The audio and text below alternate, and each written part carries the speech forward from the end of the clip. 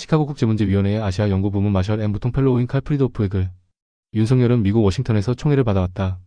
미국이 바라는 대로 행동했지만 국정이 서투르고 지나친 이분법으로 적을 너무 많이 만들었다. 그는 한국에서 여론의 지지를 받지 못했다.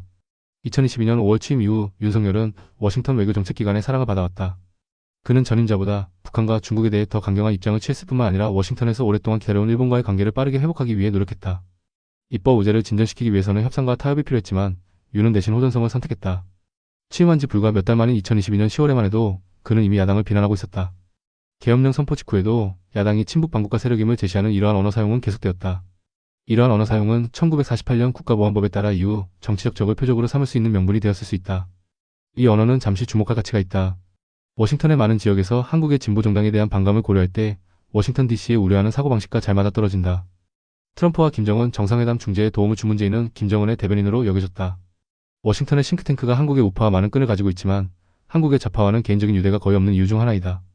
하지만 이런 언어 구사는 윤의 언어가 국내 맥락에서 보면 시대착 오적이기 때문에 중요하다.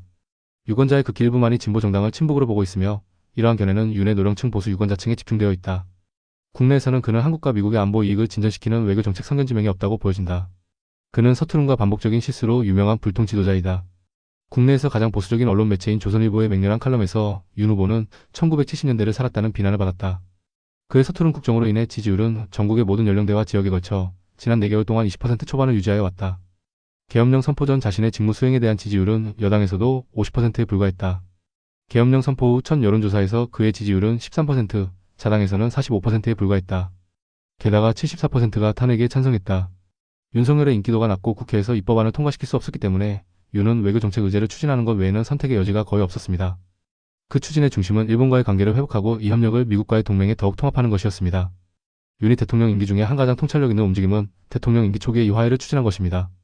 이론적으로 이 새로운 정상이 캠프 데이비드에서 주기적인 정상회담을 중심으로 제도화될 시간을 줄 것입니다. 그러한 제도화와 그러한 역사적 장소의 매력은 미래의 한국 대통령 아마도 진보적인 이재명이 이 과정에서 물러설 가능성을 낮출 것입니다. 윤의 접근 방식은 워싱턴에서 환호받았습니다. 하지만 국내적 관점에서 보면 윤석열이 새로운 지원 구조를 구축하는 것보다 더 빠르게 한일 관계의 기반을 침식하고 있다는 것이 분명해졌습니다. 그럼에도 불구하고 미국은 이러한 합의를 획기적이라고 한일 관계의 새로운 시대를 수립하는 것으로 계속 추진했습니다. 일본은 한국에서 인기가 없습니다. 최근 수십 년 동안 대중의 화해가 이루어졌음에도 불구하고 수십 년 동안의 점령과 강제 노동 및 위안부 문제에 대한 일본 정부의 완강한 저항에 대한 기억이 여전히 날카롭습니다. 그럼에도 불구하고 일본과의 안보관계 개선의 필요성과 중요성은 특히 중국과의 샤드 분쟁과 북한의 지속적인 위협과 같은 사건 이후에 한국 국민에게 절대로 간과되지 않았습니다. 예를 들어 2023년 10월에 실시한 여론조사에서 한국 국민은 북한의 위협에 대응하기 위해 일본과의 군사협력이 필요하다는 데 대해 찬성 49%, 반대 44%로 거의 균등하게 나뉘었습니다. 이는 신중한 메시징과 규율을 갖춘 행정부가 추가 협력을 해야 한다는 주장이 있음을 시사합니다. 안타깝게도 이는 윤 행정부의 강점이 아니었습니다. 윤은 자신의 공격적인 스타일과 정치적 적들에 대한 비난을 유지하기로 했고 이에 따라 야당은 그를 일본과의 협력자로 묘사하기 쉬웠습니다. 캠프 데이비드 정상회담이 열릴 무렵 우물은 이미 국내에서 오염되었습니다.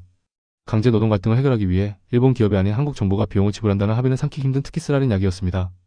이는 두 나라가 서명한 1965년 조약에 대한 일본의 해석을 고수했고 윤의 정치적 라이벌에게 점점 더 많은 탄약을 제공했습니다.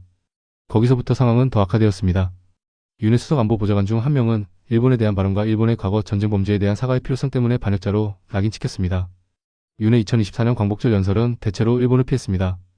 비상계엄령이 선포되기 전에도 윤의 뒤를 이어 다음 한국 대통령이 될 사람 보수적이든 진보적이든 한일 화해에 큰 호퇴를 할 것입니다. 그리고 그들이 그렇게 하면서 한국이 역사에서 벗어나기를 거부한다는 오래된 생각이 다시 불붙을 것입니다. 하지만 윤의 정책 결정은 계엄령 이전에도 그의 외교 정책 움직임에 대한 반발의 원인이었습니다.